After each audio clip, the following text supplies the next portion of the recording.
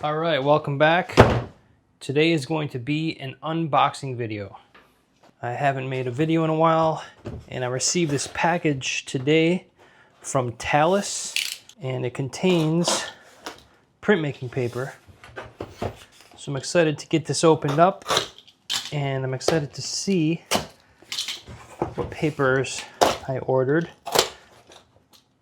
Now, if you're not familiar with Talis, they are an art supply store, conservation and archival materials. They're based here in New York City. They have a lot of bookbinding tools and supplies, and they have a good variety of printmaking paper. So I order from them on occasion, and they're based in Brooklyn. It's a good shop, so check out their website, and I guarantee you'll see something that you're interested in purchasing. They have a lot of adhesives and all archival materials. So they always package very well, and they ship very well. So this order came rolled. I think you have the option of getting it flat. You can also pick up in person if you drive there, if you're local. And let's see what we have inside here.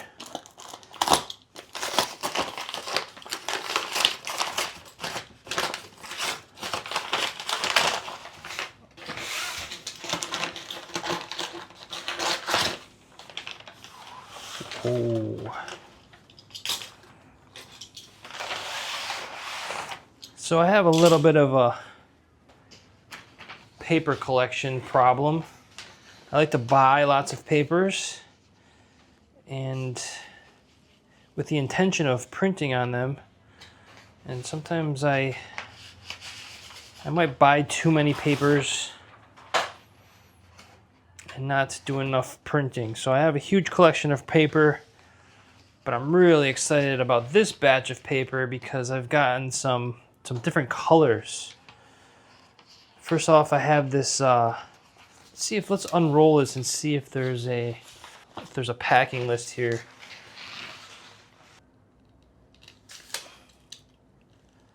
Trying to not cut through. This is some thicker paper. We usually have a packing list. So it came in this sturdy tube.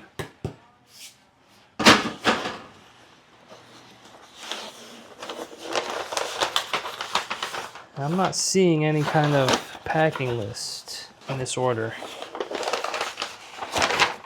All right. Just crease that. All right, so first off, we have a Canson Ing, I-N-G-E-S, like the artist's name. This is an affordable paper. It's made in France. It's mostly cotton, but it is internally sized, and the dyes that they use won't fade over time. You can see the label here. So it is sized, so it will take, it's good for drawing, it's good for printmaking, and they also use it in bookbinding. It's acid free. It's kind of just a general paper, but I kind of like the blue color of it.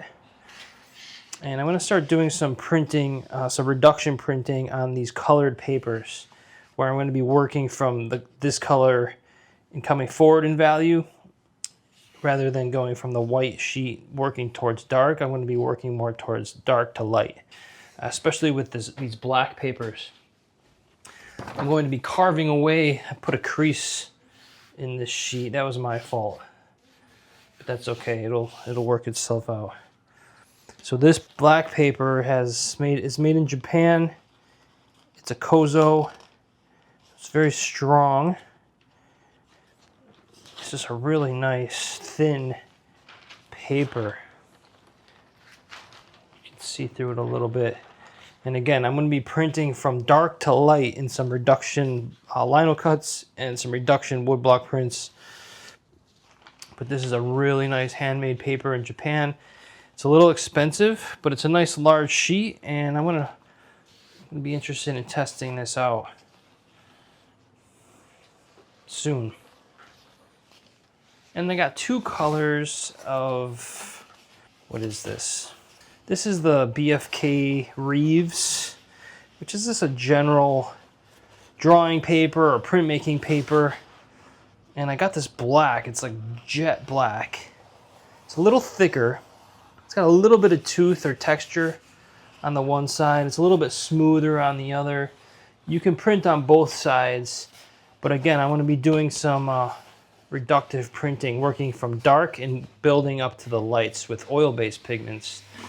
So to flatten this paper, I will lay this all flat and I'll put some weight on it. I'll try to get this paper as flat as I possibly can. So before I do all that, I'm going to write on all of these sheets of paper the names of them. So every time I order paper and I put it away in my storage and I have a whole stack of different kinds of paper, and a year down the road or 2 years or 5 years down the road, I'm always wondering what kind of paper it is. So the most important part of when you get a new order of paper is you always just write along one of the edges what it is. You think you're going to remember, but you won't. Especially with these thinner, like mulberries and kozo papers from Japan, they all look and feel very similar, but they're very different. So it's important to label them right away. So I'll just write that. I have a silver colored pencil here. Just put Reeves on there. I'll do that for all of the sheets.